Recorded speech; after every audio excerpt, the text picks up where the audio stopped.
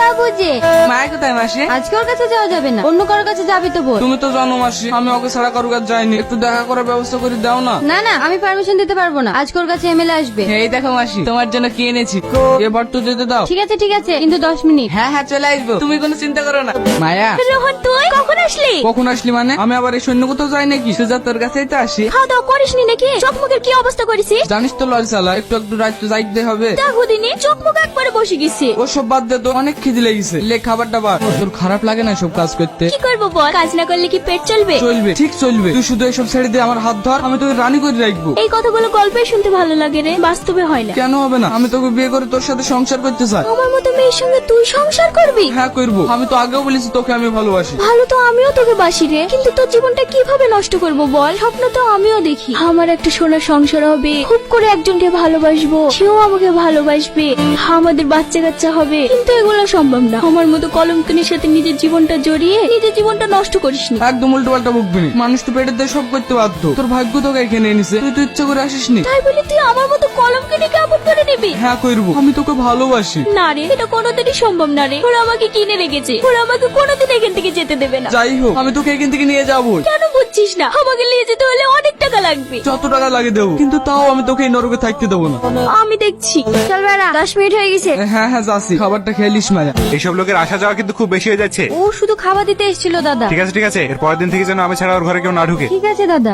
আরেকবার ভেবে দেখ। খাবার কিছু নাই ভাই, আমি আমার লরিটা বেচে দেবো। তোকে সেই ছোটবেলাতেই দেখছি আব্বার কাছে কাজ করি অনেক কষ্ট করে লরিটা কিনলি, হঠাৎ করে বেচার ঝুঁক উঠলো কেন? আমার টাকার খুব দরকার ভাই। তাই বলি তুই শখের লরিটা বেঁচে দিবি? আমি তো আর মরে যাচ্ছিনি, উপরওয়ালার সাথে থাকলে আবার কিনবো, কিন্তু এখন আমাকে লরিটা বেচতেই হবে। ঠিক আছে আমি টাকা দিচ্ছি। এই কাগজপত্র গুলো সব ঠিকঠাক করলে? ঠিক আছে দাদা। তোমাকে অনেক অনেক ধন্যবাদ ভাই। আরে ঠিক আছে মায়া মায়া কোথায় তুই? দেখ আমি তোকে লিজাতে এসছি। মায়া মায়া কি উল্টো পাল্টা বকছিস? মাথাটা তো খারাপ হলো নাকি? মাথা আমার খারাপ হয়নি দিদি, তোমার হবে। এই লাও।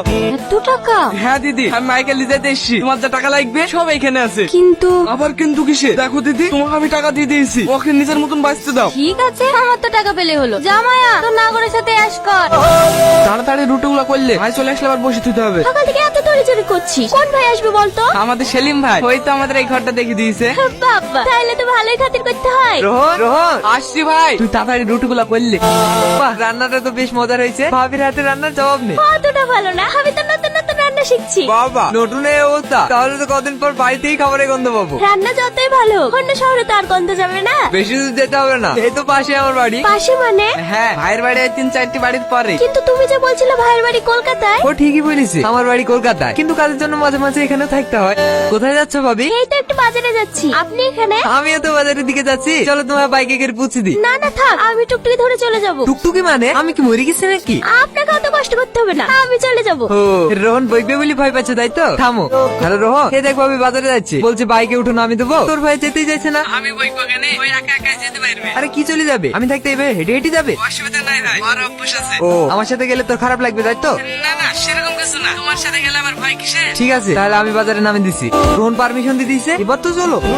কোথায় গেছিলি? কেন বাজারে? এত রাত অব্দি বাজারে কি হচ্ছিলি? বাজারে নাকি এক জায়গায় ভালো খাবার হয়, তাই সেলিম ভাই খেতে লেগেছিল। আমি যে তোর লিগে এখানে খাবার নিয়ে বসে আছি, আর তুই বাইরে খেয়ে বেড়াচ্ছিস। চাচা শিখে নাই ভাবে, তুই তো যেতে বললি ওর সাথে, না বললে আমি যেতাম নাকি? আর আমি তেমন ভাবে বলিনি, তুই ফালতু ফালতু রাখছি কেন? মায়া একদম কথা বলবি না আমার সাথে।